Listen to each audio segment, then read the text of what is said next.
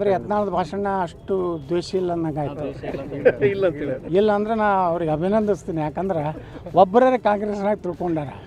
ನಮ್ಮ ಜಿಲ್ಲಾ ಉಸ್ತುವಾರಿಗಳಿಗಿಂತ ಹೆಚ್ಚು ತಿಳ್ಕೊಂಡಾರ ಅಂದ್ರೆ ಅವ್ರಿಗೆ ಅಭಿನಂದನೆ. ಪಾಪ ನಮ್ಮ ಜಿಲ್ಲಾ ಉಸ್ತುವಾರಿಗೆ ಭಾಳ ತ್ರಾಸ ಆಗ್ತೈತೆ, ತೊಂದರೆ ಆಗ್ತೈತಿ.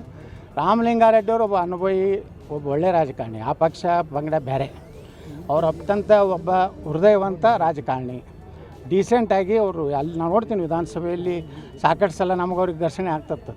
ಆದರೆ ಅವರು ಒಬ್ಬ ಪಕ್ಷಾತೀತವಾಗಿ ಕೆಲಸ ಮಾಡಬೇಕು, ಒಬ್ಬ ಸಚಿವರಾಗಿ ಹೆಂಗಿರ್ಬೇಕು ಅನ್ನೋಂಥ ಇದು ಅದ. ಅದಕ್ಕೆ ಹೇಳಿದ್ದಕ್ಕೆ ದೇಶ ಭಾಷಣೆ ಅನ್ನೋವಂಥದ್ದು ಎಲ್ಲಿಂದ ಪ್ರಾರಂಭ ಆಗ್ತೈತೆ ಅಲ್ಲಿಂದ ಅವ್ರನ್ನ ಒದ್ದು ಹೊರಗೆ ಹಾಕ್ಬೇಕು.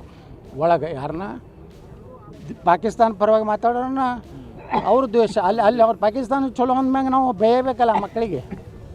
ಭಾಷಣ ಎಲ್ಲಿ ಚಲೋ ಆಗ್ತದೆ? ನಮ್ಮ ದೇಶದ ಅನ್ನ ತಿಂದು ಪಾಕಿಸ್ತಾನ ಪರವಾಗಿ ಮಾತಾಡಿದಾಗ ಭಯೋತ್ಪಾದಕರು ಯಾರು? ಹಿಂದೂಗಳ ಅವರೇ ಮಾಡೋರೆ, ಅವರೇ ಬೆಂಕಿ ಹಚ್ಚೋರು ಅವರೇ, ಬಾಂಬ್ ಹಾಕೋರು ಅವರೇ. ಅದಕ್ಕೆ ನಾವು ಬೈಬೇಕಾಗ್ತದೆ. ರಾಜ್ಯಸಭಾ ಚುನಾವಣೆಯಲ್ಲಿ ವಿಧಾನಸಭೆ ಒಳಗೆ ಪಾಕಿಸ್ತಾನ ಜಿಂದಾಬಾದ್ ಅಂದರು ಅಂತಾರೆ. ತಾಯಿಗಂಡು ನನ್ನ ಮಕ್ಕಳು ಅಂತ ಹೇಳಬೇಕಾಗ್ತದೆ. ಇದು ದ್ವೇಷ ಆಗೋದಿಲ್ಲ, ಇದು ದೇಶ ಪ್ರೀತಿ ಆಗ್ತದೆ.